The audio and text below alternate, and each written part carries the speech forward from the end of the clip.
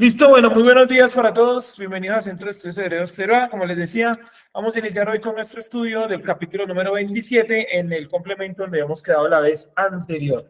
Para eso vamos a volver a leer todo el pasaje del 1, mira, del 1 hasta el 13 para que podamos entender pues cómo es toda esta lectura, ¿no? Del capítulo número 27. Saludamos a todos los amigos en esta mañana, a los que nos van a ver en la retransmisión, a los que nos van a ver ahorita.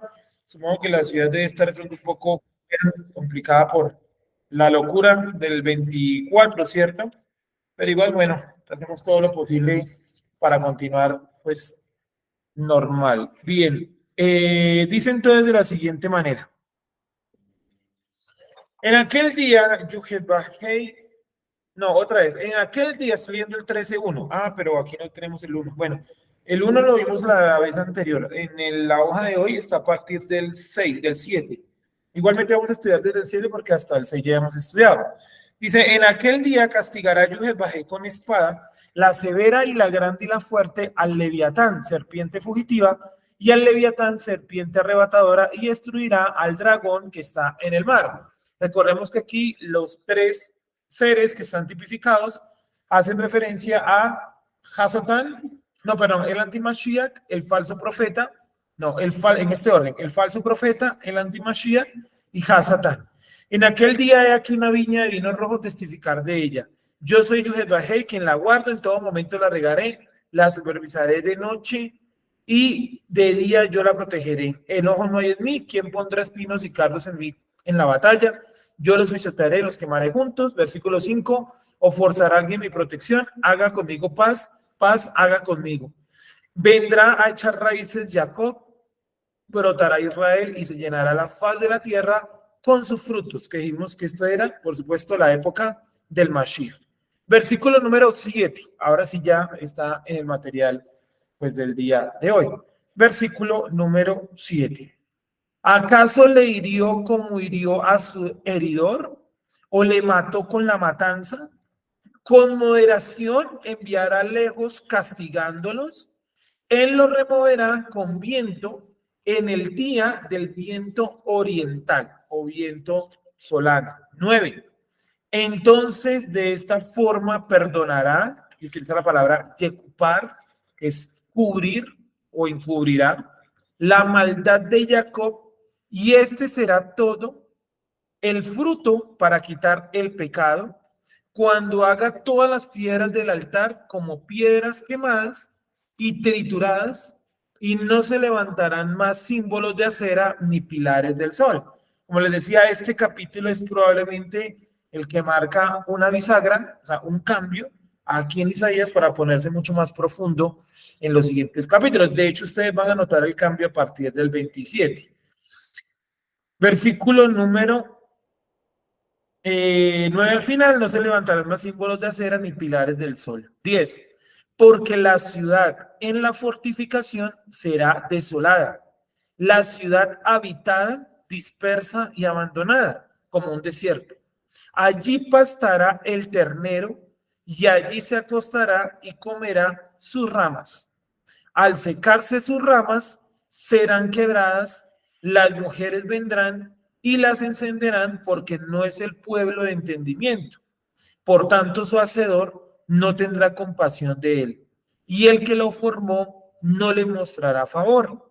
Y pasará en aquel día en que Yuhet Bajei recogerá a su pueblo desde el cauce del río Éufrates hasta el torrente, me quedó torrente, hasta el torrente de Egipto, y ustedes recogidos serán uno por uno, hijos de Israel. Serán recogidos uno por uno, ustedes, buenos días, hijos de Israel. ¿Dónde voy? Perdí. Ya, uno por uno, 13. Y pasará en aquel día que sonará trompeta grande, y entonces vendrán los descarriados en la tierra de Siria y los apartados en la tierra de Egipto, y adorarán a Yuhet Bajei en el monte santo en Jerusalén. Entonces, ese es todo el capítulo 27. Tiene un mensaje pues bastante interesante y amplio. Ya vimos una parte que fue hasta el versículo número 6, ¿no? Donde el Eterno básicamente está diciendo que él va a destruir a el falso profeta, el antimashiach y también a Hasatán. Abrámosle ahí por favor a la hermana. Entonces, para que lo tengamos en cuenta, ¿vale? La destrucción de estos tres seres. Repito, falso profeta, buenos días, el falso profeta, el falso Mashiach y Hasatán. Y dice entonces que, pregunta el Eterno, ¿quién pondrá cardos contra mí en la batalla? O sea, ¿quién puede pelear contra Dios? Nadie. Y le pregunta en el 5, dice, ¿acaso forzará alguien mi protección? Eso lo vimos la semana anterior. Y hoy estamos leyendo desde el 7, donde vamos a volver a leer desde el 7, para que podamos pues entender, ¿no? Desde el versículo, repito, 7. Bueno, 7, vamos a empezar ahí. ¿Acaso le hirió como heridor? Otra vez, ¿acaso le hirió como heridor a su heridor? Buenos días. Pásale, porfa, ya, Geraldine, ya te doy la tuya. Ah, ya que estás aquí, allá Claudia, por favor.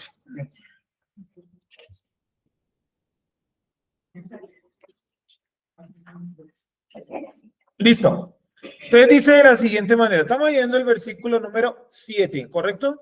Entonces, capítulo número 27, versículo número 7. 27, 7. Dice de la siguiente manera, ¿acaso le hirió como heridor a su heridor o le mató con la matanza?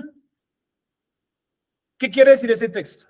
O sea, vamos a leer del 7 al 13, no lo podemos volver a leerlo, vamos a volver a leerlo del 7 al 13, para ver qué captan, o qué captamos más bien, ¿cierto? ¿Qué captamos de esa lectura? ¿Correcto? Entonces, 7, 13, dice las, no, 27, 7, ¿verdad? Al 13. 27, 7. Y dice de esta manera el 27, 7. ¿Acaso le hirió como heridor, como hirió a su heridor? ¿O le mató con la matanza? Con moderación enviará lejos castigándolos. Él los removerá con viento en el día del viento oriental.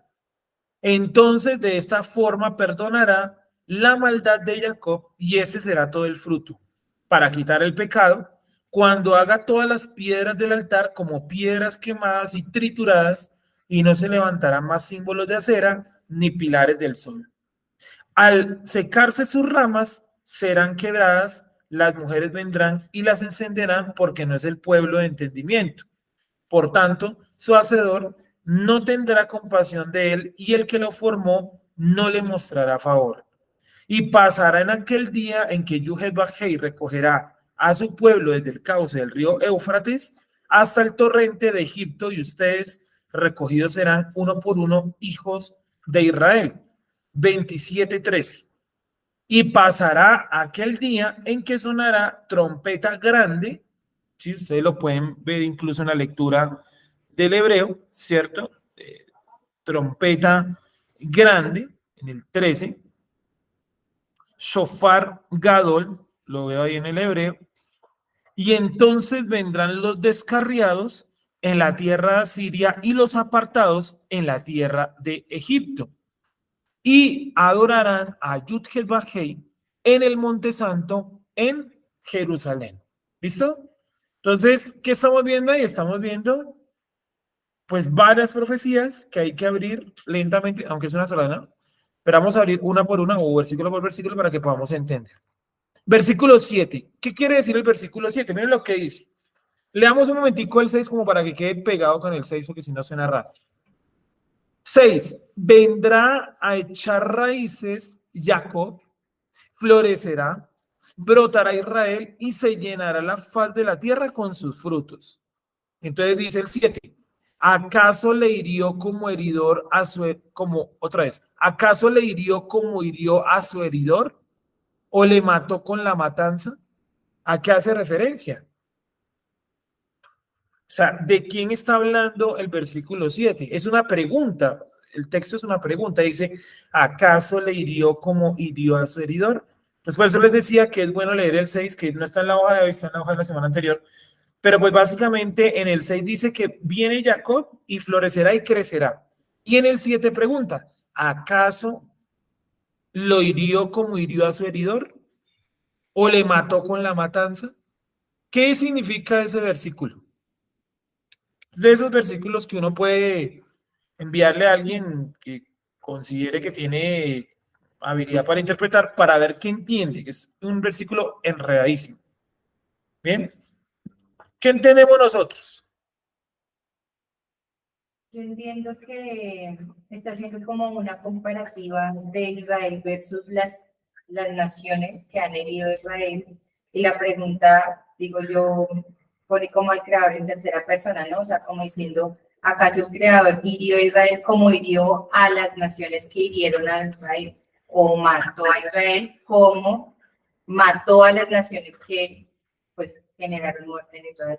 Tal cual. Entonces aquí donde dice el versículo número 7 y el 6, Dios dice que va a traer de vuelta a Israel. Entonces el lector o uno diría, pero ¿cómo los va a restaurar? Entonces Dios le respondería con esta pregunta, le diría, ¿acaso lo hirió como hirió a su heridor? O sea, ¿Dios hirió a Israel como hirió a las naciones que lo atacaron? Pues no, porque las naciones que atacaron a Israel en la actualidad pues no existen, ¿sí? Simplemente, o sea, todos los que se han levantado contra Israel, Dios los ha acabado. Pero Dios ha herido a Israel, pero no lo ha herido de esa manera para acabarlo. O sea, todos acabaron, los nazis, los griegos, ¿cierto? Han cambiado su nombre, su cultura, todo. Pero los hebreos siguen estando ahí, o Israel sigue estando ahí. ¿Eso qué indica? Que Dios no hirió de la misma forma a Israel en comparativa con las naciones que lo han venido como atacando. Y dice, o le mató con la matanza, o sea, Dios trajo matanza a la tierra de Israel o a los habitantes de Israel. Sí, pero no fue tan grave como en Babilonia, por ejemplo, que en Babilonia sí acabó con todos ellos. ¿Me hago entender? 8.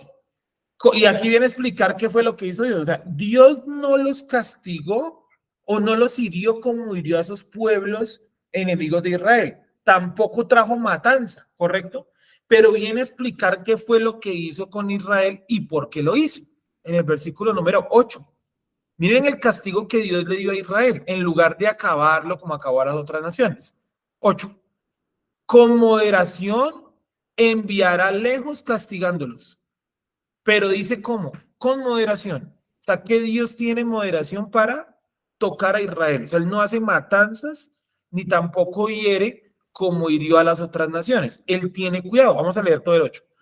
Con moderación enviará lejos castigándolos.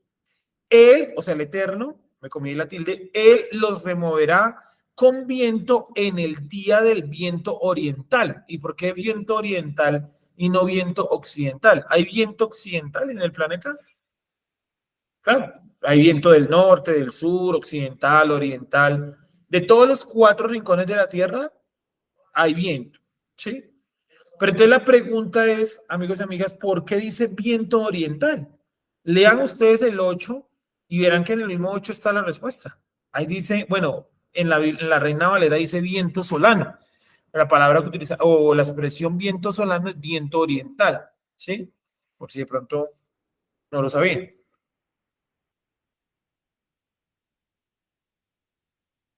Viento solano. ¿Por qué dirá viento solano? ¿Qué hace referencia o qué indica o qué representa el viento solano?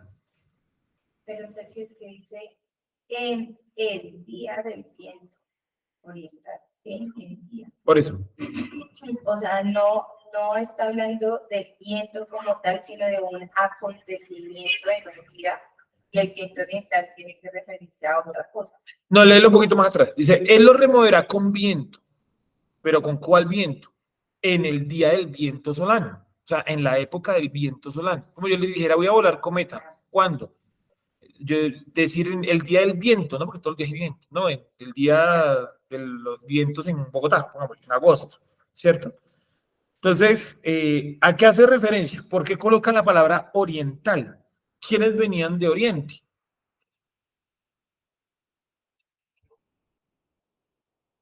Leámoslo nuevamente. Dice, con moderación enviará lejos castigándolos. Acuérdense que esta profecía y todas las de Isaías son 140 más o menos, 140 años antes del exilio en Babilonia.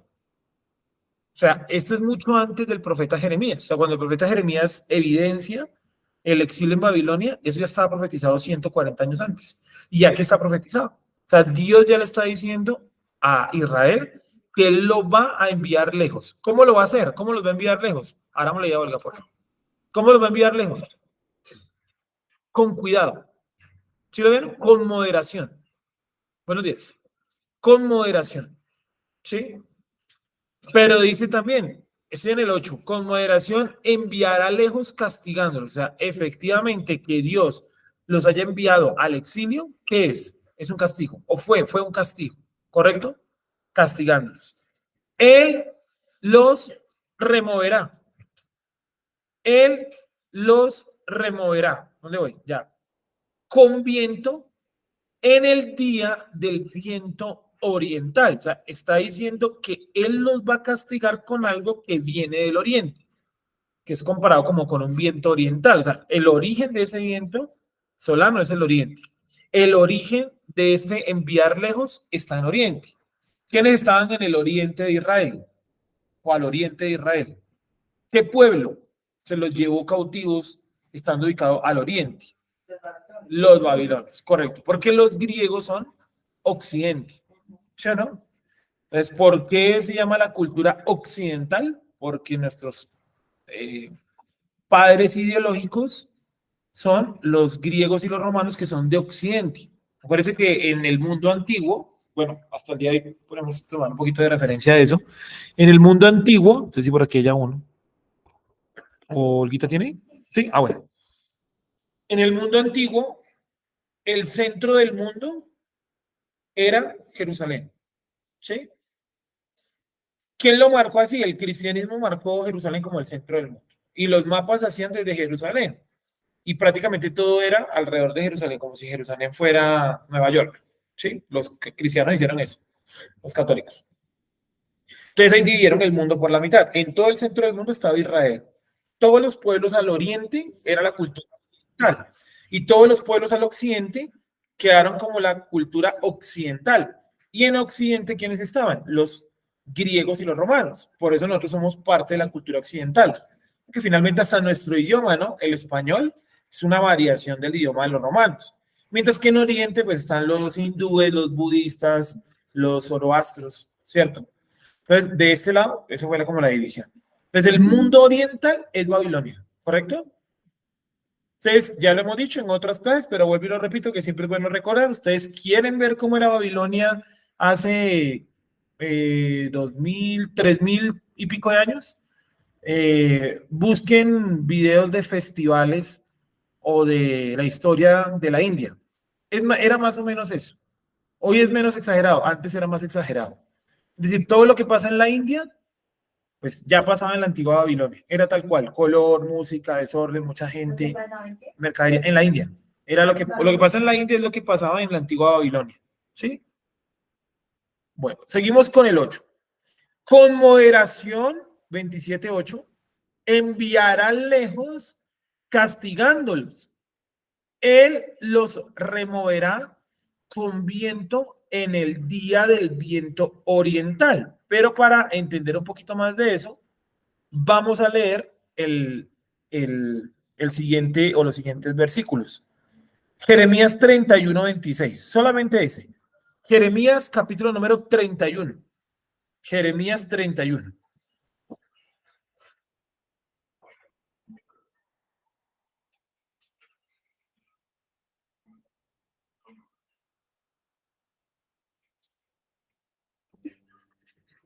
Jeremías 31. Sergio, una preguntita. Sí, te escuchamos. Buenos días. Buenos días. Jerusalén todavía sigue siendo la mitad, ¿cierto? ¿Siguen considerándolo como la mitad del mundo? Pues depende de la religión y pues depende también como el mapa que te estés mirando, ¿no? Porque si uno mira, pues realmente la Tierra es una esfera. Bueno, entre comillas, esfera, ¿no? Y pues las esferas yo le puedo marcar la mitad en cualquier lado. O sea, una pelota, una esfera, yo le puedo marcar el centro en cualquier lugar. Entonces, pues habría que ver la religión, ¿no? Digamos, para los hindúes, el centro del mundo es una región que se llama Cachemira. Para los tibetanos es el Everest. Para los Kogi y los Taironas es el Nevado o la Sierra Nevada de Santa Marta, ¿no? Que dicen que ese es el centro del mundo y que viene mucha gente. Eso es real, ¿no? Hay documentales de eso. Que viene, pues no que sea el centro del mundo, sino que viene mucha gente y allá se drogan y bueno, así pasan un montón de cosas raras ahí, ¿no? Brujería, chamanismo en la Sierra Nevada de Santa Marta. Entonces habría que ver la cultura, pues, ¿qué cultura nos propondría? ¿Cuál sería el centro del mundo, no? Para los estadounidenses es Nueva York, ¿sí? Ustedes ven las películas de Hollywood y la mayoría son en Nueva York, ¿sí o no? Para los chinos debe ser, supongo yo que Pekín, Beijing, ¿cierto? La ciudad prohibida. Pongamos otro, no sé, quién más así como grande. Para los europeos, la capital es Zurich, en Suiza, donde están los bancos, está la ONU, está la OEA, de la OEA no, sino la de los Unión Europea o la UE, ¿cierto? Está la FIFA, está en el Banco Central, el Fondo Monetario Internacional. Sí, entonces habría que ver qué cultura y en qué contexto y qué mapa, ¿no? También. Por lo general, en la actualidad, el centro del mundo es Inglaterra. ¿Se han visto que la hora cero, se acuerdan del colegio que uno hacía los paralelos y los meridianos? Y que el centro del mundo, ¿dónde era? Un pueblo, una ciudad en Inglaterra llamada Greenwich. ¿Se acuerdan de eso? Y que uno decía antes de Greenwich y después de Greenwich. Entonces, ese sería como en el mundo occidental el centro, que es un pueblo cualquiera. Realmente no sé por qué debe haber sido Londres, no Greenwich, ¿no? Pero bueno. Entonces, dependiendo de la cultura, para nosotros el centro del mundo, pues supongo yo que es Jerusalén, ¿no? Debería ser, supongo yo. Además que es difícil porque culturalmente tenemos aquí nomás a Estados Unidos y realmente el centro cultural es Nueva York, las disqueras, los grandes teatros. Sí, es allá en Nueva York. Bueno, sigamos entonces. Espero que haya quedado claro eso, ¿no? Dependiendo del mapa también, pues marca mucho eso. El 8, ¿qué íbamos a leer? Jeremías 31, ¿qué les dije? 26, 28. ¿O no dije? No. Jeremías, ya les digo. Jeremías 31, 26 al 28. Miren lo que dice Jeremías 36, 20, 31, 26, perdón, 31, 26.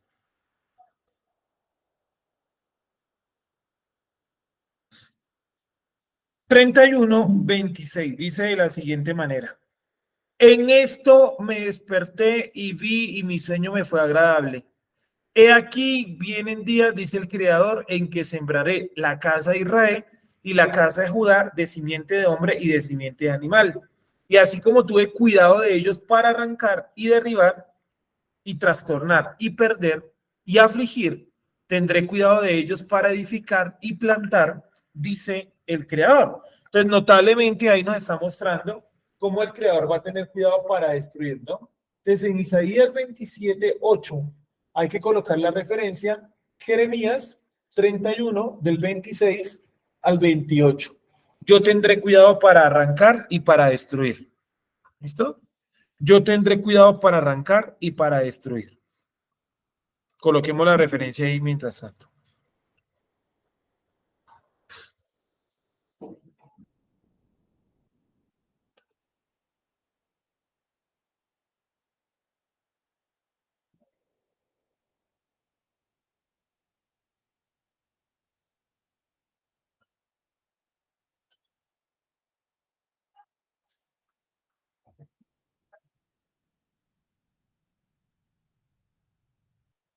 ¿Listo?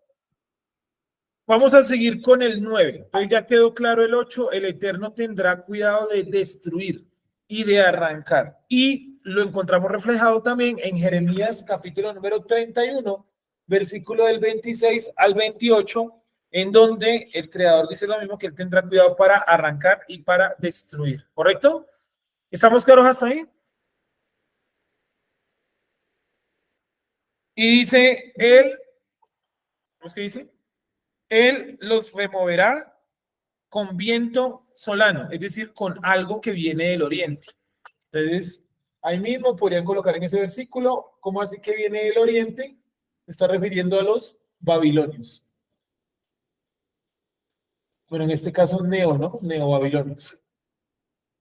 Neobabilonios. Neo como el de las películas. Neobabilonio. Entonces, ellos son los que venían del oriente. Por eso dice que viento oriental. ¿Correcto? ¿Ya lo colocaron por ahí? Es bueno hacer esa anotación. ¿Cómo así que viento oriental? Se refiere a los babilonios, neobabilonios. Hay que anotar porque, vuelvo y repito, después esos comentarios se pierden porque, bueno, aquí están comentados en los comentarios que yo hago y hay un poquito de eso, pero pues no alcanzo a ponerlo todo realmente. 9. ¿Sí estamos ahí? Dice, de esta forma perdonará la maldad de Jacob. ¿De cuál forma? Enviándolos lejos. O sea, que enviarlos a Babilonia fue parte de ese castigo que el Eterno colocó para Israel para encubrir, ¿cierto? Para castigar su pecado. Dice, entonces de esta forma perdonará o encubrirá la maldad de Jacob. La única manera como la maldad de Jacob podía llegar a tener, pues digamos, perdón, era castigándolos, enviándolos al destierro. Y este será todo el fruto. Y este será todo el fruto para quitar el pecado. Cuando hagan todas las piedras del altar como piedras quemadas y trituradas, y no se levantarán más símbolos de acera, ni pilares del sol, ni pilares del sol. Entonces, volvamos nuevamente al 9. ¿De qué forma perdona o castiga el Eterno a Israel? Enviándolo al exilio, ¿correcto? Yo les pregunto, ¿la maldad de Jacob ya fue quitada del todo? No. ¿Por qué lo sabemos? Por algo fácil, porque seguimos en el exilio. Es decir, que sigamos en el exilio es una muestra que la maldad de Israel no ha sido quitada del todo. Entonces yo podría preguntarle al texto, ¿cuándo va a ser quitado el pecado? Porque ahí lo dice, ¿cuándo va a ser para quitar? Una cosa es perdonar la maldad y otra cosa es quitar el pecado. Son dos cosas distintas. ¿Sí o no? Y con Yeshua también aprendemos eso, que Yeshua no vino a quitar el pecado, él vino a quitar el yugo del pecado. ¿Sí o no? Porque si quitó el pecado, ¿por qué yo cometo pecados hoy? ¿Sí o no? Es que Jesús quitó el pecado, eso es algo muy cristiano. Sí, no, Jesús quitó el yugo del pecado. Es decir, que él rompió, ¿se acuerdan que don Nelson hacía la explicación con eso que le colocan a las vacas? Bueno, el yugo, ¿no? Se llama yugo. ¿Y qué fue lo que hizo Yeshua? Rompió ese yugo, ¿correcto? Y ahora, ¿quién tiene la decisión de quitarse ese yugo ya roto o dejárselo ahí puesto? Ya roto el yugo. Pues cada uno de nosotros toma esa decisión. Porque él ha cambiado algo al nivel de la conciencia, ¿correcto? Entonces, a través de Yeshua, el Eterno quitó la esclavitud del pecado, quitó el yugo del pecado, pero no ha quitado el pecado, porque todavía hay gente que peca, yo también peco, todos pecamos, ¿correcto? Hay pecado en el mundo, hay maldad en el mundo. Entonces, una cosa es quitar el yugo del pecado y otra cosa muy diferente, digamos, quitar, una cosa es quitar el pecado y otra cosa es quitar la esclavitud del pecado. Son dos cosas diferentes. David, te escuchamos.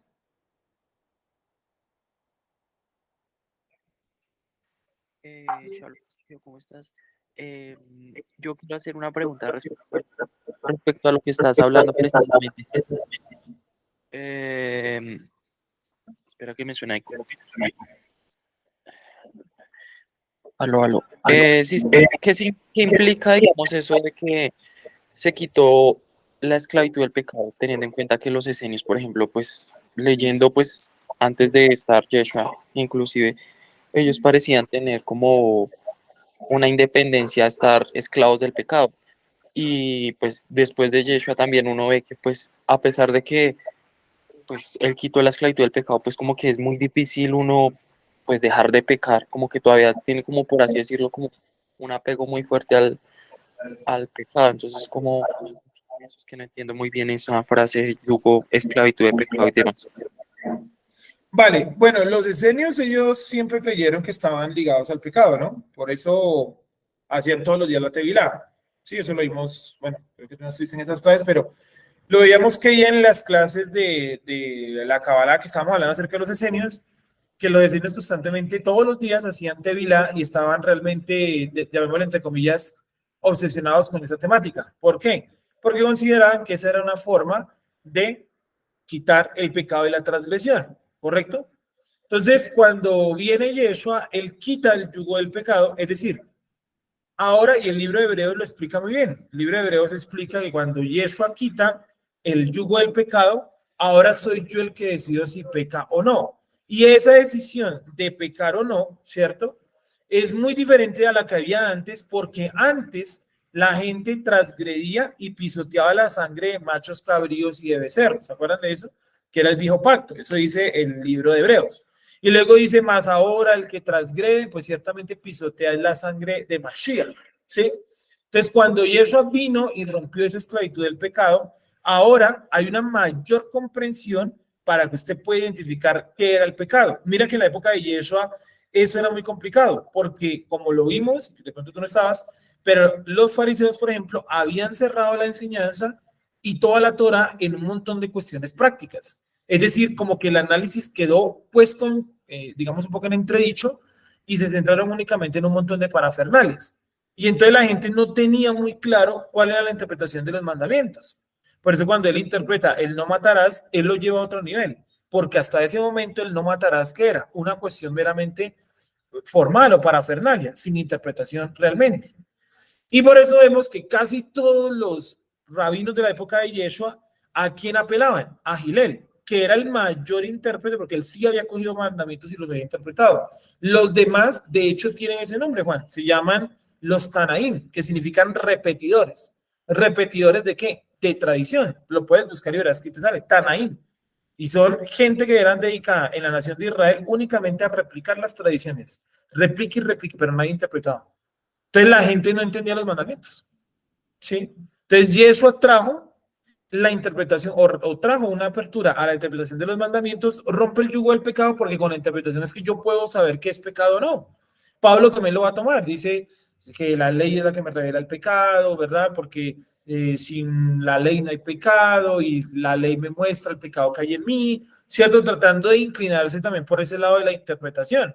Porque si no, estamos en la época de los Tanaim, los repetidores de tradiciones. Entonces alguien decía hay que lavarse las manos 16 veces. La gente lo hacía, sin saber si era pecado o no pecado. No es que los sabios dijeron, los Tanaim, la tradición. ¿Sí? Entonces, esos son repetidores. Son repeticiones, pero no llevan a tener una conciencia que es la que viene a levantar Yeshua. Cuando, o sea, es que muchas veces de pronto yo no lo entendía. Y siento que cada vez como se nos va entendiendo más. Sí. O sea, él viene a explicar si la Torah, él viene a darle ese sentido. Sí. Entonces, a hacer eso, quita el yugo de pecado. O sea, no es porque, o sea, ya abre la conciencia y de esa forma digo, bueno, ya tomo la decisión, este camino o ese camino, ¿es el de muerte o el de vida? Claro, o sea, trajo nuevamente lo antiguo que era la interpretación de lo bueno y lo malo. Y en el libro de Hebreos juega mucho alrededor de eso, dice, porque el que no ha practicado con sus sentidos espirituales no puede interpretar qué es lo bueno y lo malo. ¿Se acuerdan que está hablando de eso en Hebreos 5? Y de un momento a otro cambia el tema y dice, pero yo no puedo seguir hablando de esto porque ustedes no han aprendido lo básico, y vienen las doctrinas básicas, todo el regaño del capítulo 6. Luego al principio del capítulo 7 empieza a hablar de lo mismo, decir que la conciencia ha sido transformada a través de Yeshua, es una cuestión de conciencia. Y es que la conciencia es cuando yo me hago más consciente, la palabra, ¿no? Conciencia, me hago más consciente de mi contexto, o sea, yo entiendo más mi contexto. Antes nosotros no entendíamos el contexto. Tanto que bueno, yo no sé ustedes, pero bueno, en mi familia no pasaba tanto, pero mucha gente, por ejemplo, vamos a colocarnos todos nosotros ahí, el 23 y el 22 de diciembre estaban enloquecidos comprando y armando un montón de cosas porque no entendíamos el contexto. Entonces viene Yeshua y nos trae esa elevación del pensamiento de que yo puedo identificar mi contexto, ¿cierto? Eso se llama elevar la conciencia, o sea, yo comprendo ahora más mi contexto y lo que me falta interpretar en mi contexto. En nuestra parte, Sí. no es el arbolito, no es la parte externa, sino es Claro, interior. porque mucha gente tiene arbolitos en el corazón, no afuera. Es que ese es el problema. Y mucha gente dice, yo no coloco arbolito, pero celebro la Navidad. No, se tiene el arbolito adentro.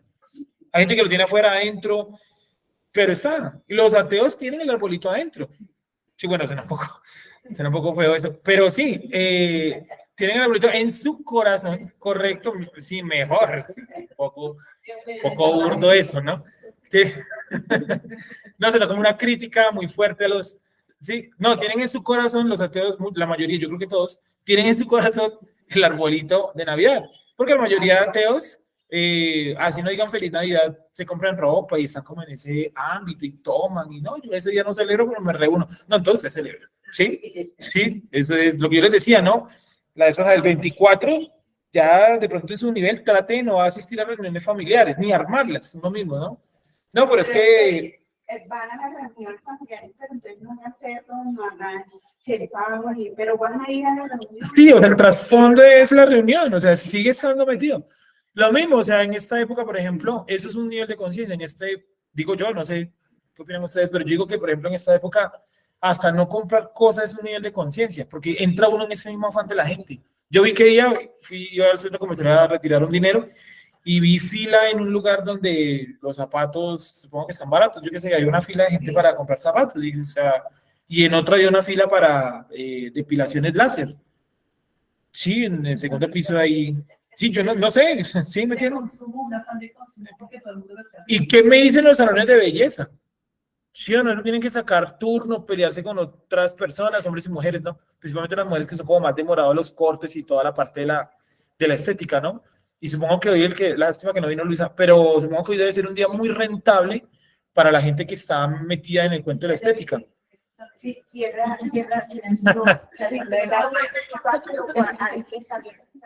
Claro, imagínate, o sea, Entonces, para ellos es el día perfecto, porque van a trabajar más y todo eso. entonces, esa ruptura, ¿cierto? Que trajo Yeshua fue elevar ese nivel de conciencia, que usted viera más allá, que usted viera el no matar como no coger un rol y pegar un tiro a alguien, sino como hablar mal de una persona. El adulterio no como el acto propio sexual, sino como que los pensamientos libinosos o líbicos, bueno, no sé qué palabra será la correcta ahí, ¿cierto? Eso es lo que Yeshua trajo, esa ruptura, que en el pueblo no lo había, lo pueden buscar, se llama la época de los Tanaín. ¿Por qué? Porque eran repetidores de tradiciones y no había cuestionamiento. Estaba prohibido cuestionar. Además, la escuela de Shammai no permitía cuestionamientos. Imagínense. ¿Vale? Seguimos entonces. Entonces, y eso ha traído esa ruptura que es la esclavitud del pecado, pero no quita el pecado, que el pecado sigue estando acá. El pecado que mora en mí, dice Pablo. ¿Y el pecado dónde mora realmente? En nuestro interior, o sea, no es externo, es interno. Es interno. Por eso Yeshua dice que hay que mirar más lo que sale del corazón que lo que pongo yo en mi boca. Concupiscencia. Dice, porque sois tentados de vuestra propia concupiscencia. Entonces aquí dice que él perdonará la maldad de Jacob, pero él todavía no la ha quitado. Y este será todo el fruto para quitar el pecado. ¿Cuándo va a quitar el pecado? Es decir, el exilio, voy a colocarlo acá a ver si.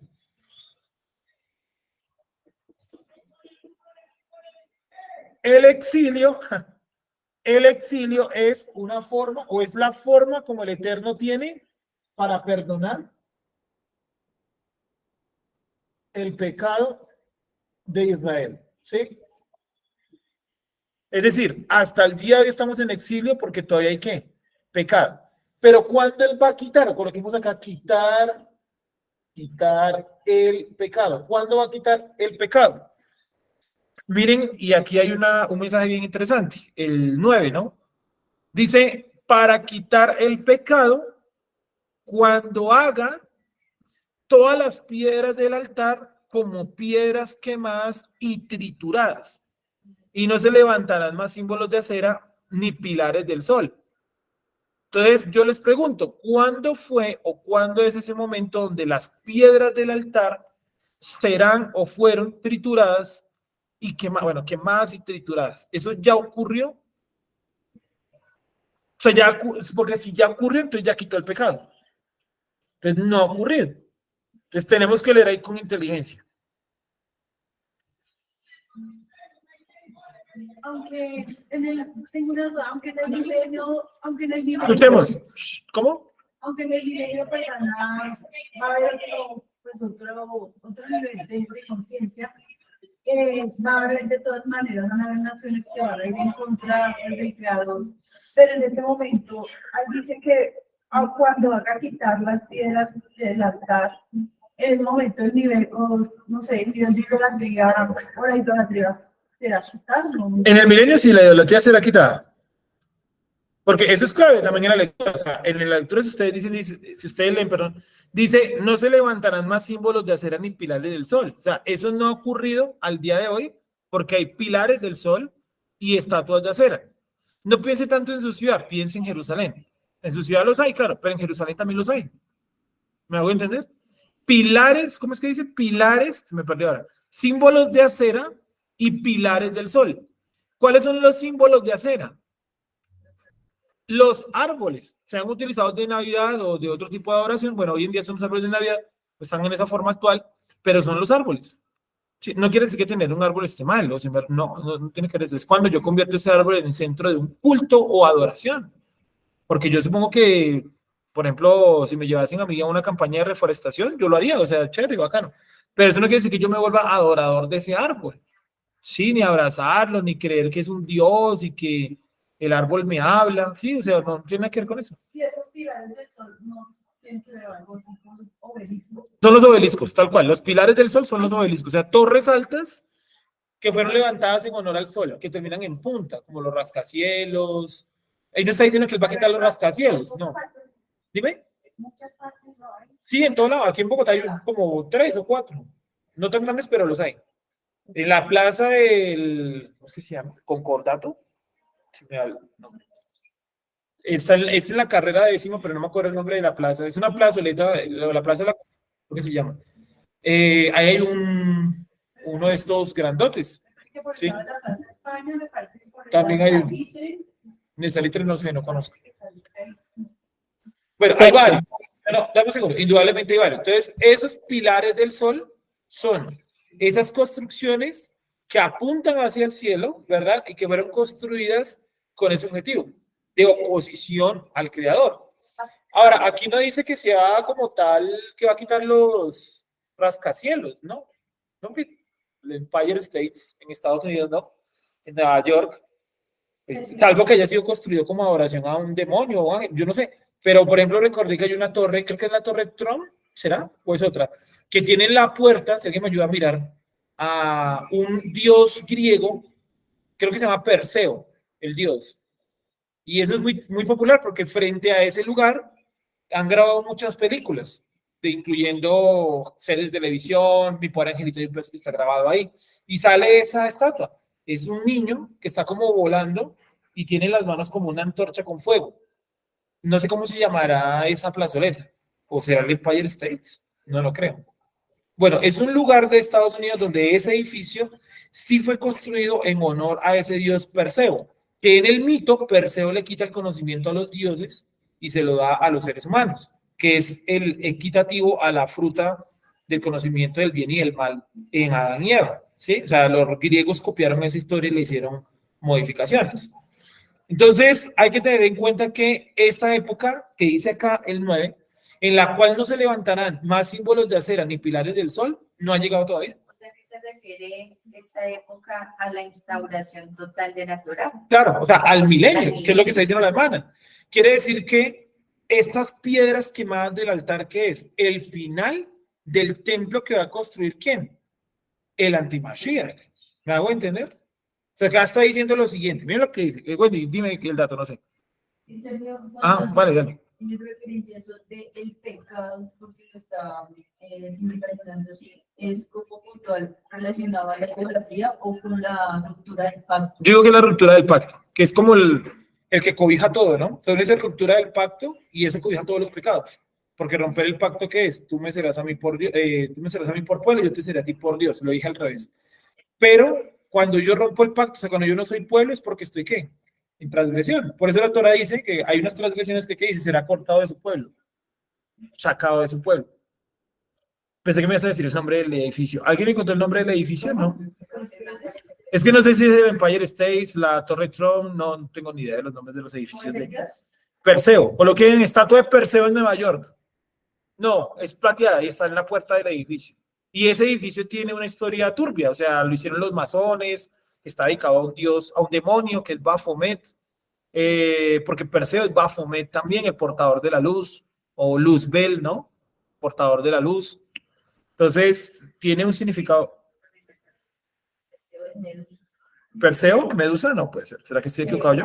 Señora Esperanza, ¿nos iba a decir algo? Sí, señor, buenos días para todos. Buenos días. Yo quería preguntarte, aunque eso ya lo habías explicado algún día, pero me causó curiosidad cuando tú estabas hablando del pecado. ¿El pecado está en la Ruach o sea, en la Neshama o en la Ruach? Porque pues me quedó como sonando porque decías que está en la conciencia o en las emociones. Vale. Bueno, dividir el alma como por pedazos es una mala postura, ¿sí? O sea, está mal, hay que corregir un poco ahí para todos, ¿no? Para todos nosotros. Porque realmente son niveles de funcionamiento de nuestra alma. Entonces hay un nivel que es el Nepesh, que son los instintos, ¿sí? Pero cerremos un momentico el micrófono, ¿dónde está como tal el pecado? El pecado está en nuestra esencia, ¿sí? Vamos a llamarla momentáneamente Ruach, ¿sí? Ahí está el pecado, la transgresión, que finalmente es lo que viene a este cuerpo, ¿sí? Pero ya nosotros venimos con transgresión a este mundo, por cuanto todos los pecados están destituidos de la gloria de Dios, ¿sí? Entonces, radica en nuestra esencia, llamémosla momentáneamente Ruach. ¿Cómo se llama el edificio? El edificio Rockefeller, precisamente, que es de estos, entre comillas, judíos, ¿no? Ese edificio fue construido por masones y ojalá busquen en su tiempo libre como la historia de ese edificio y verá que hay un montón de cosas turbias. Hablan hasta de sacrificios humanos, ¿sí? Desaparición de niños. O sea, es turbio y es esa gente que, como dice la escritura, aquellos que dicen ser judíos y que no lo son. Porque los Rockefeller dicen hace 200 años que son judíos, pero ninguno de ellos ha guardado Shabbat en 200 años. O sea, raro, son judíos, ¿no? Pues yo soy colombiano, pero... Y bueno, ¿qué es un sombrero volteado? No, ni idea. ¿Qué es un poncho paisa? Tampoco. ¿Cuál es el plato típico? El perro caliente. Este man no es colombiano. Sí. Exactamente. No, yo soy católico. Bueno, ¿qué dice el credo? No, no me lo sé. ¿Ya hizo la confirmación, la primera comunión? Tampoco. ¿Se confesó, comulgó? Tampoco. Entonces usted no es católico. Usted es fan del catolicismo. ¿Sí? Católico no. Yo soy cristiano. Bueno, ¿ya se bautizó en el cristianismo? ¿Sabe qué significa la Santa Cena? No. ¿Qué es el diezmo en la Biblia? Tampoco sé. Entonces, no es cristiano, no. Fan del cristianismo o fan de la iglesia, yo creo que es eso, ¿no? Que a veces los movimientos cristianos hacen es fan de la iglesia, del pastor o del grupo musical que toca ahí. Entonces, como esos grupos musicales, muchos de ellos hacen cosas muy buenas a nivel musical, son profesionales y eso, les gusta es como eso, están metidos como en el cuento por la música. Y eso es negativo, porque el día que se acabe la banda de música cristiana, ¿qué van a hacer? Sí, bueno. Seguimos, ¿vale? ¿Correcto? Vamos a continuar. Prometeo es el mismo del diablo, es Luzbel, el portador de la luz. Ese edificio tiene un significado muy oculto. Y ese edificio, las medidas y todo, tiene que ver con satanismo. Entonces, edificios como ese, por supuesto que Dios los va a quitar, pero no todos. No sé, hallará otros que no. Aquí la Torre Colpatria, bueno, habría que investigar si de pronto el man que lo hizo era un masón y lo dedicó a algún dios, no sabemos, ¿sí o no? Pero pues uno diría, pues en primera medida, pues no, ¿sí? ¿Por algún evento natural? Pues si cae, se cae, ¿no? Seguimos. Dice, entonces dice lo siguiente, dice, entonces de esta forma perdonará la maldad de Jacob y ese será todo el fruto para quitar el pecado. Una cosa es perdonar y otra cosa es quitar. Sí, ahí está la ruptura. Perdonar, quitar. Perdonar, quitar. Sergio, Dime. usted le estaba explicando a la señora. Sí, le estaba diciendo que como lo hemos visto en el libro de Bereshit, el pecado como tal radica en nuestra esencia, lo que llamamos momentáneamente Ruach, ¿sí? Ruach, ahí es donde radica el pecado. O sea, nosotros venimos a este mundo con pecado. No es como que yo vine acá y pequé, ¿no? Porque entonces diríamos que la sociedad me corrompe o que mi familia, o sea, tendríamos la excusa de echarle la culpa a cualquier persona o a cualquier movimiento. No, la verdad es que nosotros venimos a este mundo con pecado, con transgresión. ¿En dónde? En nuestra esencia, nuestro Ruach. Sí, ahí viene. ¿Correcto? ¿Estamos de acuerdo ahí? Dime. Pero bueno, sí, ya con lo que contestas con respecto a que si digamos la idolatría y todo este tema es de adentro, ¿sí? Sí. O sea, porque te me llama primero la curiosidad porque dice que ya confía de su adentro. Y después como cae la idolatría visual, sí, porque si se nos das imágenes, no sé qué. Pero entonces lo que tenemos dentro, o sea, lo que está dentro, o sea, ¿en qué momentos va a caer ese de lo que es más pesado todavía que digamos de una imagen? Porque pues ya para mí no me digo, no, ya no Sí. cuándo es, pero decimos familias sí es, hijos sí es, no sé, o trabajo sí es. Sí. Entonces ese velo más Interno. o sea, ese momento. Porque, digamos, en este párrafo no entendería solo, digamos, como lo visual en cuanto al entendimiento de que eso no se hace. Sí. ¿Te acuerdas que en la Torah dice, hay una sección donde dice, entonces circuncidaré el prepucio de vuestro corazón, ¿cierto? Y volverán. Y el prepucio de vuestro corazón, pues es algo interno, ¿no? Obviamente no es algo externo porque no se podría. Dios no nos hace a todos una operación a corazón abierto. Eso no funciona así. La restauración física, o sea, si bien esta restauración física es porque ya hemos atravesado una restauración de tipo interna, que es lo que tú dices, ¿cierto? En este momento, ¿en qué restauración estamos? En la interna. Porque la física sabemos muy bien que se demora bastante y que va a ser únicamente a través de Yeshua. Y como lo dice la Torá, la restauración, ¿dónde empieza? En el exilio, en lo interno, cuando vuelvan a la Torá. Y luego se va a manifestar ¿cómo? De manera física. O sea, la restauración física es la última. ¿Sí me van a entender? Es la última. Primero la restauración interna. Estamos haciendo nosotros una restauración interna acá. La restauración interna, por ejemplo, tiene en alguna parasha, no sé en cuál, vemos, por ejemplo, el año de jubileo. Es algo interno porque realmente no podemos aplicar el año de jubileo, pero en algún momento llegará el momento donde aplicaremos el año de jubileo, que es algo externo. O sea, ¿dónde empieza primero la restauración? Algo interno. Y estamos en eso. Mira que tú tienes toda la razón. Y empieza como esa transformación donde tú vas cambiando ese pensamiento de tu época. O sea, en tu época, en esta época en la que tú y yo nacimos y en la que estamos, está mal tener hijos. Está mal formar una familia. Las familias son 2 hombres, un niño, 2 mujeres, un niño. ¿Sí o no? Y eso está mal. O sea, empezamos a transformar eso y decir, esto está mal de nuestra época. Si hubiésemos nacido en la Edad Media, ¿qué hubiéramos dicho que estuviera mal? En la Edad Media. Diríamos, no, supongamos que tenemos algo de conocimiento. Yo diría, no, está mal que le hagamos caso al Papa. O sea, ¿por qué le tenemos que hacer caso a un tipo que está a kilómetros de acá? ¿Sí? ¿Por qué no podemos practicar nuestras costumbres como queramos? ¿O qué tenemos que pedirle permiso al Papa, al Vaticano? Yo qué sé. Sí, en la Edad Media. Hoy en día no hacemos ese cuestionamiento porque el Papa hoy en día no tiene poder, por lo menos no sobre nosotros. ¿Correcto? Entonces yo creo que en cada época nosotros restauramos internamente lo que nos correspondió vivir. En esta época está muy alocada, pero no es la única época alocada. En la época romana también había homosexuales, travestis, también había familias donde eran 2 hombres, un niño, ¿cierto? ¿Han escuchado la expresión botar la toalla? Si yo les digo a ustedes, ¿qué es botar la toalla? Rendirse. Bueno, resulta que botar la toalla realmente es una frase que se inventó en los jacuzzis romanos, ¿sí? Los hombres de alta élite romana, los más adinerados, iban a los jacuzzis con una toalla blanca alrededor de su cintura.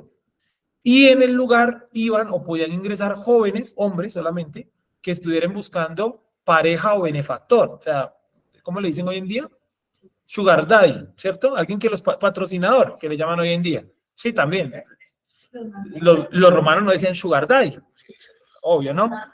Nosotros tampoco deberíamos decirlo, pero bueno, así se llaman, ¿sí? Entonces, el sugar daddy, íbamos a un sugar daddy y escogían únicamente a los más simpáticos, ¿sí?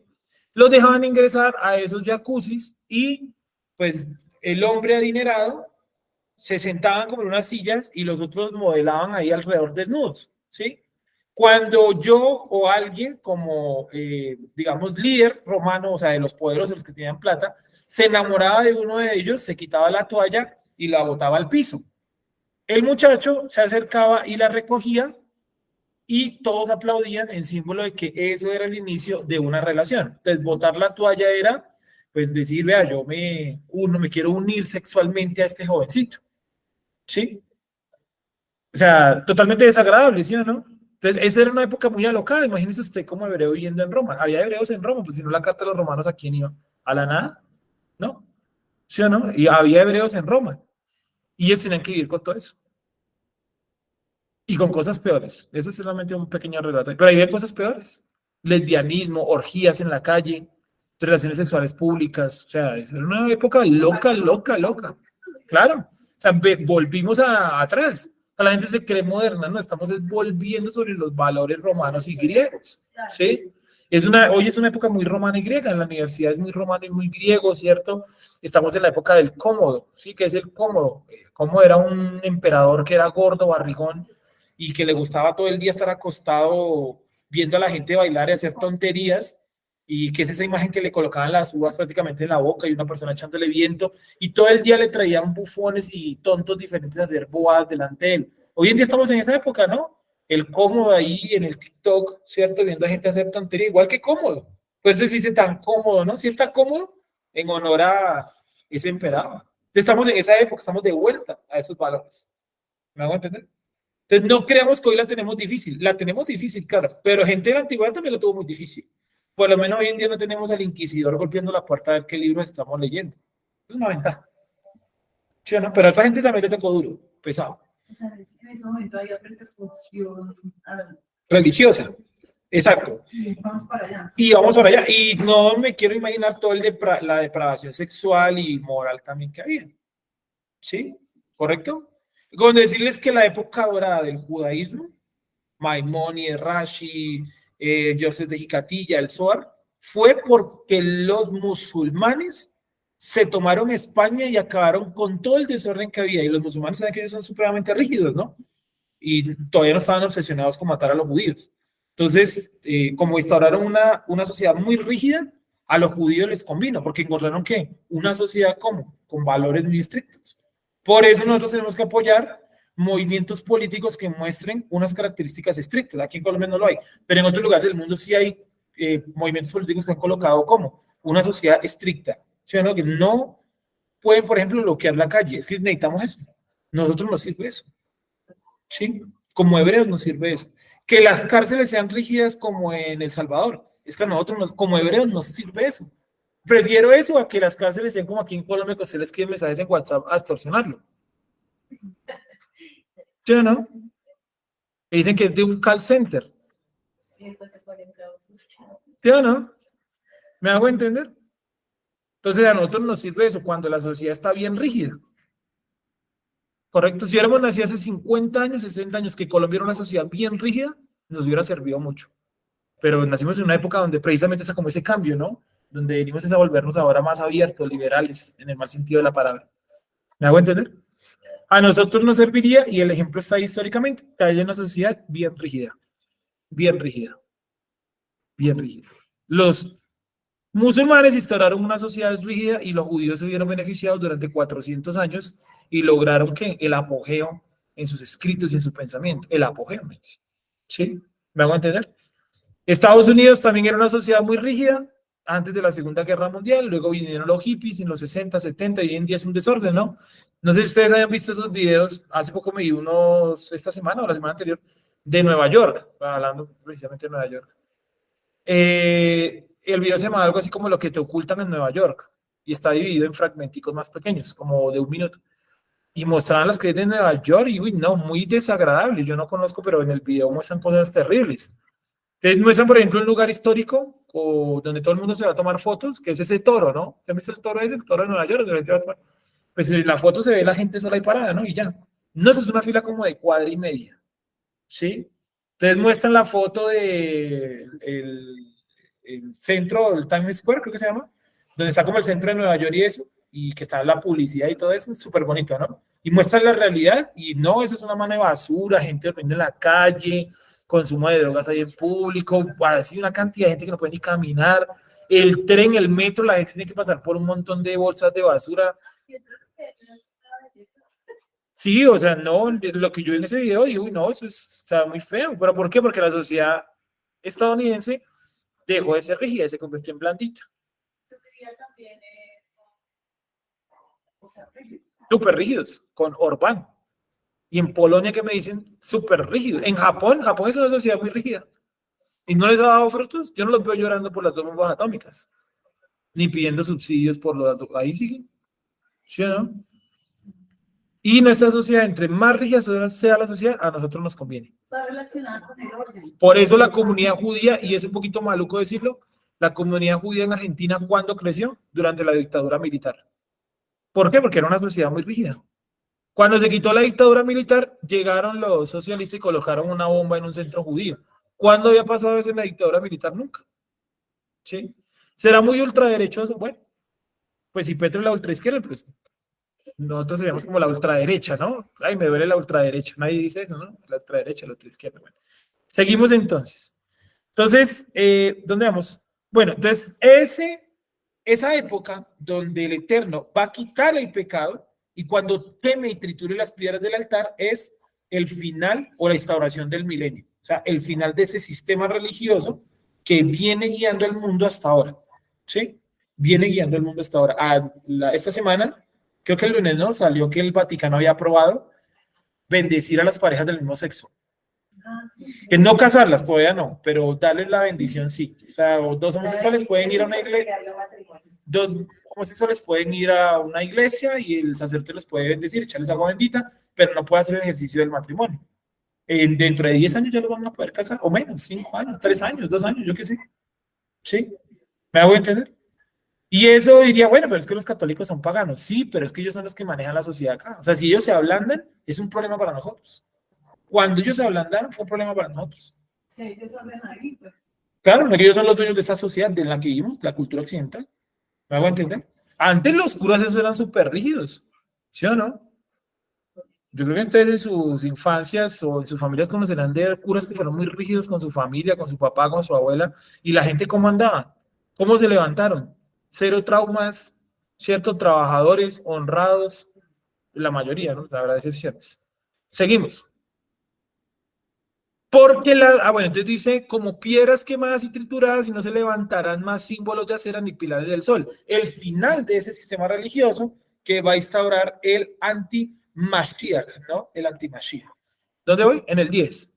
Porque la ciudad en la fortificación será desolada, la ciudad habitada, dispersa y abandonada como un desierto.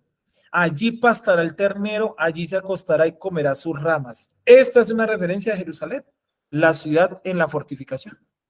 ¿Cómo Dios va a destruir ese lugar? Incontable cantidad de veces. ¿Sí me hago entender? Vamos a leer el 11 para luego coger todo el contexto. Al secarse sus ramas serán quebradas, las mujeres vendrán y las encenderán porque no es el pueblo de entendimiento. Por tanto, su hacedor no tendrá compasión de él y el que lo formó no le mostrará favor. ¿Correcto? Entonces, ¿qué está diciendo? Que Jerusalén va a pasar por una devastación a tal punto que vendrán otras naciones y la habitarán. Y uno diría, bueno, eso ya pasó. Claro, pasó y va a volver a pasar en la época del anti-Mashiach. ¿Se acuerdan que dice que las naciones que vienen contra Jerusalén? ¿Sí o no? Entonces acá está diciendo que Jerusalén va a ser destruida, se va a convertir en un lugar prácticamente desolado y lo poco que quede van a venir naciones extranjeras a aprovecharse de eso. Pero miren ustedes el 10. El 10 me parece que es un texto muy diciente. Incluso creo que es de los más dicientes de este pasaje. Al secarse sus ramas, serán quebradas. Las mujeres vendrán y las encenderán porque no es el pueblo del entendimiento. Es decir, vendrán naciones, que son esas mujeres, y sacarán provecho de la tierra de Israel, de Jerusalén. Dice, pero ellos o ellas no son ¿qué? No son del pueblo del entendimiento, o sea, son como extranjeras. Y por haber sacado provecho de Jerusalén, dice, por tanto su hacedor no tendrá compasión de él y el que lo formó no le mostrará ¿qué? Favor. No dice nunca Yuhet Bajei. O sea, es un nivel de manifestación menor para esos pueblos, al nivel de hacedor y ¿qué? Y formador. O sea, Dios está diciendo, miren, voy a destruir Jerusalén, van a venir naciones a ella, van a sacar provecho, pero de esas naciones yo no voy a tener misericordia. Y esas naciones como en Ayuhet Bajei, como hacedor y como formador, pero no como Dios, no como Elohim, no como Yuhet Bajei, sino como formador. Eso me hizo recordar mucha gente que piensa que todos los dioses son el mismo. ¿Has escuchado eso? Es que todos los dioses son el mismo, pero con diferente nombre. Eso es lo mismo, pero con diferente nombre. ¿En qué nivel tienen a Yuhet Bajei? Apenas como hacedor. O sea, como el creador, el que crea es el mismo, no importa el nombre. ¿Sí me entienden? Más como También benefactor, puede ser también como un título. ¿Qué otro? Formador. Sí, o sea, Dios existe, sí, yo creo que Dios existe. Bueno, ¿y cómo se llama? que me da. Exacto. ¿Y cómo se llama ese Dios? No, eso qué importa. Jehová, da lo mismo, no importa el nombre, es Dios. Es bueno, es benefactor, que es lo que está diciendo Olga, ¿cierto? Es eso. Esa idea errada. ¿Correcto? ¿Me he hecho entender hasta ahí? ¿Tenemos de pronto alguna pregunta?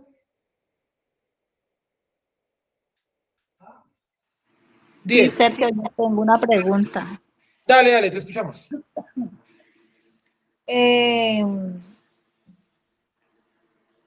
Si el pecado radica en la esencia, en el Rúa, entonces el Creador, ¿cómo nos va a quitar el pecado? Porque yo antes pensaba que cuando transformaran este cuerpo, era que iba a haber ya íbamos a ser libres del pecado. Pero si está en la esencia, entonces ¿cómo va a ser? ¿Cómo va a quitar el Creador el pecado? Sí, a ver. Con el nuevo cuerpo o en el nuevo cuerpo, ¿cierto? Más bien, en el nuevo cuerpo, nuestra esencia va a alcanzar un nivel no antes visto, ¿correcto? No antes visto. Pero bueno, antes de llegar a ese nuevo cuerpo, piensen esto. Cuando Dios determinó, ¿cierto? A los que conoció, a estos predestinó, ¿cierto? Acá en el texto, bueno, por acá vamos. Antes de la fundación del mundo, antes de que yo viniera acá y ustedes también a este mundo, ¿ya habíamos pecado? ¿Ya habíamos transgredido? Sí. Claro. Quiere decir que no necesitamos de un cuerpo para transgredir. O sea, no necesitamos de este cuerpo para transgredir, porque nuestras transgresiones fueron anteriores a este cuerpo. Acuérdense que hay un texto que dice que él ya tiene sus escogidos desde antes de la fundación del mundo. Si los escogió, él ya sabe lo que habían hecho y ya sabía lo que nosotros habíamos hecho, ¿correcto? Ahora, en el nuevo cuerpo vamos a alcanzar un nivel superior de acción, de pensamiento, si quieren de conciencia, ¿cierto? Sin embargo, ahí vamos a seguir necesitando algo. ¿Qué vamos a seguir necesitando en ese nuevo cuerpo? ¿Quién se acuerda? Así. O sea, en ese nuevo cuerpo, listo, llegó el milenio, ¿cierto? Dios resucitó a unos y transformó a otros. Tienen todos un nuevo cuerpo, ¿correcto? Ese nuevo cuerpo, ¿qué necesita? Alimento. No, ¿qué necesita? Dime. Ley. Bueno, otra ley, o por lo menos otra interpretación, ¿cierto? Yo colocaré la ley, colocaré la interpretación en Jerusalén. Dice como 3 textos de Isaías. ¿Pero qué más? ¿Qué más necesitará? Aparentemente un alimento, considero yo, porque hay que trabajar y pues Yeshua como que comió con ellos cuando tenía el nuevo cuerpo, creo. Vale, como si la alimentación fuera una especie como de voluntad. O sea, como que yo como a voluntad, no por necesidad como lo hacemos hoy en día. Bueno, vale, eso está totalmente claro. Pero ¿qué más necesitaremos? Aparte de todo lo que estamos mencionando. Una nueva ley. Ya lo dijeron, una nueva interpretación, ¿cierto? Una nueva interpretación. ¿Durante el milenio habrá pecado? Sí. Sí, ¿cierto? ¿Quiénes pecan durante el milenio? Claudia, te escuchamos. Que no nos aleje mucho del tema, ¿vale? Un nuevo sacerdocio. No sacerdocio. Nuevo sacerdocio, bueno, también, muy bien. ¿Por qué necesitamos un sacerdocio? Va por ahí. Porque de todas maneras va a haber ley. Lo que pasa es que hay una nueva interpretación. Es decir, Por tanto, si hay ley, sacerdocio. miren eso es interesante, si hay ley, que fue lo que dijo Geraldine, dijo Jessica, dijo Claudia, ¿cierto? Si hay ley, quiere decir que todavía hay que, bueno, sacerdocio, pero aparte del pecado, Pecado. ¿sí o no? Porque si no hubiese pecado, entonces, ¿qué no habría tampoco necesidad? Habría ley. No habría necesidad de poner ley. porque es que el pecado no radica en el cuerpo, el pecado radica en la esencia. O sea, de hecho que usted lo metan en otro cuerpo, eleva en su estado de conciencia, pero no cambia su condición de pecado. Y la pregunta es muy buena, y es, ¿cómo él quita entonces el pecado? ¿Cómo él quita entonces el pecado? ¿Se acuerdan que hay un juicio del trono blanco? ¿Se acuerdan ese juicio del trono blanco y luego viene cielo nuevo y tierra nueva? Pero como tal, la contaminación no está en el cuerpo. ¿La contaminación está en dónde? Está como tal en nuestro ser, en nuestra esencia. Sergio, ¿Sí? Dale. usando un punto comparativo, digamos, aquí como entendiendo, es un poco lo que podemos ver en Adán y Eva, ¿no? O sea, es decir, hubo una contaminación que generó una decadencia del cuerpo cuando comieron del fruto, sin embargo, ellos ya habían pecado, es decir, no había una decadencia del cuerpo, Sí. pero habían pecado de todas maneras, o sea, nos puede pasar, va a pasar lo mismo, hay una transformación del cuerpo y una elevación de conciencia, como estaba, por ejemplo, Adán y Eva, que tenían un estado alto de conciencia que habían pecado, en ese caso nos va a pasar lo mismo. ¿Sí? Sí, o sea, el hecho de que nos cambien de cuerpo, sí eleva nuestra conciencia. Conciencia entendido como identificación del contexto, del ambiente, del mundo, ¿cierto? Si yo tengo mayor nivel de conciencia, obviamente voy a reducir mi intención de transgredir, ¿cierto? Claro, ese es el nuevo cuerpo, obviamente. Pero hay leyes. ¿Por qué hay leyes? O sea, ¿para qué sirven las leyes? Para refrenar las malas acciones. ¿Sí me hago entender? Pero es un tema muy interesante. La próxima, en el capítulo 28, nos da para hablar de la temática, que no es la próxima, sino la de más arriba. En el capítulo 28 hay unos textos donde podemos inclinarlos un poquito por ahí, ¿sí? Me tocaría replantear un poquito la interpretación en los escritos, pero bueno, se hace. Para poder hablar un poquito de este tema que es interesante, porque siempre llegamos hasta la entrada del milenio, y hemos hablado cositas del milenio, pero no hemos hablado a profundidad del milenio. Sí, que es un tema para más adelante, vamos ahí suave. Pero hemos hablado de cositas del milenio, sabemos que hay cuerpos transformados, que va a haber gente en cuerpo de carne, ¿cierto? Y lo más curioso es que dice que hay un sumo sacerdote y el sumo sacerdote realizará, según el libro de Ezequiel, sacrificios. ¿Sí lo vieron ahí? ¿Se acuerdan que eso lo vimos el año anterior? Y esos sacrificios, ¿como para qué? ¿O para quién? ¿Sí? ¿Sí o no? Es interesante. Y todo eso es un templo futuro, eso no ha pasado. Y dice, Sergio, dame un segundo, yo tomaré de ellos para levitas y para sacerdotes. ¿Correcto? Entonces, no me quiero expandir más en ese tema porque, vuelvo y repito, en el 28 lo vamos a ver. Quiero centrarme más acá en lo que estamos leyendo para llegar a eso, porque precisamente el 27 hace como la introducción para llegar un poco al milenio, ¿vale? Entonces, vamos a ver un momentico las preguntas ahí. sí, pero espera. Es que Dale. mira, disculpa que te acose, pero yo también tengo una duda hace mucho tiempo. Yo sé que todos tenemos ya afán y todo, ya son las 12. Pero mira, si Yeshua fue el sacrificio, ese siempre ha sido mi duda, porque ya después de que haya pasado el juicio, ya ha pasado todo, ¿por qué tiene que volver a haber sacrificio? O sea, si él ya murió por todos nosotros, entonces, ¿por qué otra vez van a haber sacrificios y todo? O sea, esa es una duda que tengo yo. No sé si tú me la puedes despejar rápidamente. Bueno, hasta donde yo recuerdo en el Tanakh, e incluso cuando Yeshua es presentado en el templo, hay un profeta ahí, ¿no? Un profeta y una profetisa. Y un profeta dice, este será para levantamiento de muchos en Israel y caída de muchos en Israel. Yo creo que hay que replantearnos ese hecho de que Yeshua murió por todos. ¿Yeshua murió por todos? ¿O por quién murió Yeshua? Por todos entendidos, toda la humanidad, ¿no? Murió por todos los escogidos. Entiéndase todo Israel. ¿Sí? O sea, que dicho que los escogidos son realmente Israel, ¿correcto? Y eso murió por los escogidos, porque ¿para qué él va a morir por una persona que no tiene posibilidad de arrepentimiento ni salvación? O sea, sería una obra totalmente innecesaria, ¿correcto? Ahora, si tú analizas los sacrificios en el libro de Ezequiel, ahí te muestra para quién va dirigido, que no es para la nación de Israel, es para otras personas, que el libro de Isaías también las menciona, donde dice que el pecador morirá ¿de cuántos años? De 100 años. ¿Sí o no? O sea que hay pecado durante el milenio, obvio, porque es que hay seres humanos que siguen entrando en ¿cómo? En carne y hueso. Porque los únicos que creen que van a estar todos en cuerpos transformados son los testigos de Jehová. Esa es una idea de testigo de Jehová. La verdad es que la Biblia dice que al milenio, ¿quiénes entran? Los resucitados y los transformados, ¿correcto? Y entran también los que sobreviven de las naciones que vinieron contra el Eterno. Son millones de personas que van a estar ¿en qué? en carne y hueso van a tener hijos, se van a multiplicar, y a ellos son los que se les va a enseñar la Torá.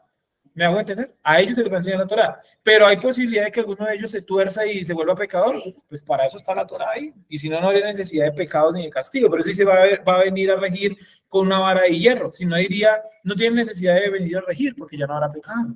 Sí, será todo felicidad. Eso es una idea testigo de Jehová. Y eso hay que irlo erradicando poco a poco. Pero bueno, como tal, en el milenio hay personas de carne y hueso y hay personas transformadas o vamos a decirle en un cuerpo nuevo. ¿Sí? ¿En cuál de los dos estaremos nosotros? Ay, eso sí, yo no sé. Sí, yo no sé por ustedes, no sé tampoco por mí. Por lo general, ¿uno dónde se coloca? En los transformados y en los resucitados. Pero de pronto, dentro de 5 años, se aparece el antimashiach, terminamos, Dios no lo quiere, ¿no? Terminamos todos nosotros siguiendo al antimashiach, viene la destrucción, matan a todo el mundo y quedamos nosotros aquí en cuerpos de carne como los que seguimos al antimashiach. ¿Y qué nos tocaría? Entrar al milenio en estos cuerpos de carne y hueso. Que es un símil a lo que dice la parábola de Yeshua. Los invitados y los que salieron a recoger por el camino. ¿Se acuerdan que dice que encontraron a uno que estaba mal vestido y lo sacaron? ¿Sí? O sea, que hay mucha gente que va a entrar al milenio y en el milenio va a mostrar su verdadero comportamiento y ¿qué van a hacer? Pues lo van a sacar del milenio, o sea, le van a dar muerte. Los castigos de la Torá.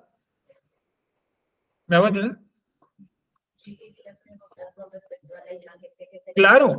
Exacto, o sea, es bien complejo porque redujimos a Yeshua únicamente a la cuestión del pecado. Y eso es un problema. Es un problema. ¿Sí? Porque una de las principales funciones de Yeshua, ¿cuál fue? Traer una mayor interpretación de la Torá. Esas fueron las principales funciones. Morir y resucitar, eso es importante, obvio, lo más importante tal vez, pero no es lo único. O sea, no puede girar nuestra religión alrededor del pecado. ¿Sí me hago entender? Y además en la Biblia no gira alrededor del pecado. ¿Se acuerdan que Daniel se preguntaba que qué era primero, el pecado o la misericordia? Si era primero el pecado, Dios pensó primero en el pecado. Sí, bueno, vamos a darlo hasta acá. Igualmente pues está muy interesante. Como les digo, en el 28 nos da un poco para hablar por ahí de ese tema, para que podamos entender, porque se me estoy guardando lo del milenio para las clases de historia más adelante cuando lleguemos al libro, al final del libro de Ezequiel. ¿Se acuerdan que estamos leyendo Ezequiel, no? Leímos la semana pasada, creo que el 32, el 31 y el 32, no recuerdo. Lo del el Valle de los Huesos Secos, ¿correcto? Quedan como 3 clases más de Ezequiel y luego viene la temática del milenio para retomar todo lo que vimos en las 70 semanas. Y vamos a explicar un poco más a profundidad eso, ¿correcto? Bueno, ahí vamos más o menos, ¿listo? Bueno, antes de que nos despidamos y demás, recordar el horario de esta semana. Mañana, 24 y 25, o sea, domingo y lunes, las personas que adquirieron el curso de la Cábala y los que quieran adquirir esas 2 clases que valen 12,000, los espero, o sea, los que compraron el de la Cábala pueden ingresar a eso totalmente gratis, o sea, está incluido dentro de la Cábala. Son 2 clases el 24 y el 25 de diciembre, o sea, domingo y lunes, sobre los reescritores del Nuevo Testamento, Lactancio, Ireneo de Lyon y Eusebio de Cesarea, que fueron los tipos que torcieron las palabras de Pablo y el libro de Mateo el libro de Marcos, perdón, para poder influenciar el pensamiento y hacer creer en una nueva religión, el cristianismo. O sea, son los padres del cristianismo realmente. Cuando se le digan quién fundó la iglesia cristiana, fueron esos 3 tipos. Ireneo de Lyon, Marción del Ponto, me faltó mencionar ahí también, Eusebio de Cesarea y el otro que ya se me olvidó, ¿cuál es? Lactancio, ¿sí? 4. Entonces vamos a ver esos fundadores y ellos realmente qué fue lo que metieron, en qué creían esos manes, ¿sí? ¿Por qué cambiaron tanto las palabras de Pablo, principalmente en el libro de Efesios, ¿sí? En el libro de Gálatas, perdón. ¿Por qué no pudieron tocar libros como Santiago, Hebreos, Juan, Primera de Juan? Hay varios libros que no fueron muy manoseados, no pudieron manosearlos, porque vienen de otra biblioteca. Bueno, todo eso, ahora a Luisa, por favor. Todo eso hay que verlo en estas 2 clases, ¿correcto? El día martes y el día miércoles, ahora, tenemos la Yeshiva Mitkaen, o sea, lo que estamos hablando de Bereshit. ¿Se acuerdan del estudio de Bereshit, que es los miércoles? Bueno, vamos a adelantar martes y miércoles para que nos quede solamente una clase más y se acaba ese nivel. En el siguiente nivel, que es el nivel 3, vamos a hablar acerca del pecado. ¿Se acuerdan que el capítulo 3 es el pecado de Adán y Eva? ¿Sí? Porque la opinión que está en el Pri Hadashah, donde dice que la primera en transgredir fue Java, ¿se acuerdan de eso? puede ser discutible, no digo que sea mentira, puede ser discutible si uno se pone a pensar en la función que le dieron a Adán. A él le dijeron, cuida y protege o siembra, bueno, cultiva el huerto. Y al primero que llaman la atención, ¿a quién es? Dice, ¿dónde estabas? Entonces, eso puede dar para controvertir un poco esa interpretación que da Pablo. Que él como fariseo tenía interpretaciones, tampoco lo que dice Pablo es una verdad de camisa de 11 varas para ponérmela. Está bien, o sea, yo puedo hablar con Pablo, leer a Pablo e interpretar también lo que dice Pablo, como cualquier rabino de su época, porque es que Pablo no está escribiendo la Biblia, Pablo está escribiendo cartas. ¿Sí me van a entender? Cartas, interpretaciones de él, muy buenas, excelentes, ¿sí? Pero yo de Pablo puedo llegar a tener controversias, y las hay, de hecho cada uno de ustedes tiene sus controversias. El problema es cuando yo controvierto sin entender a Pablo. Ahí está, esas son las clases del martes y del lunes y del martes, del domingo y del lunes, perdón. Entonces tenemos clases domingo, lunes, martes y miércoles, ¿correcto? Y con eso completamos casi una semana entera en clases, ¿vale? Vamos a orar, vamos a leer hacia el Creador. Sí, todo esto es virtual, ¿correcto? Excepto, bueno, el martes y miércoles que pueden venir, que es la Yeshiva Mitkaen. Es así, si quieres, ¿tú vas a estar por ahí? El martes y miércoles sí es presencial. Pero 24 y 25 sí es virtual. Vamos a orar, Señor, el Creador. Oremos. Padre, te alabamos y te damos la gloria y la honra a ti. Te pedimos que nos llenes de tu misericordia y que nos ayudes a buscarte cada día más. Gracias, Padre, por este Shabbat que has traído hasta nosotros. Gracias, Padre, te damos también por la misericordia que has tenido de nosotros, de cumplir los mandamientos, de revelarnos la Torá y de traer tu palabra hasta lo profundo de nuestro ser. Colocamos en tus manos lo que resta de este Shabbat. Permítenos hacerlo de manera tranquila, de manera armoniosa, que podamos seguir estudiando tu palabra y seguir buscando la verdad o tu verdad en ella. Te alabamos y te damos la gloria y la honra a ti. Colocamos nuestra vida en tus manos y te pedimos que nos guardes. Gracias, Padre eterno, ahora y siempre. Amén. Recordamos el horario de la tarde a la 1:45 más o menos. Iniciamos con la oración. A las 2 de la tarde vamos con otras enseñanzas que va a estar a cargo de Jessica. A las 3 de la tarde la clase de historia y 4:30 la parashá de la semana, ¿vale? Muchas gracias a todos y buen día, que estén muy bien.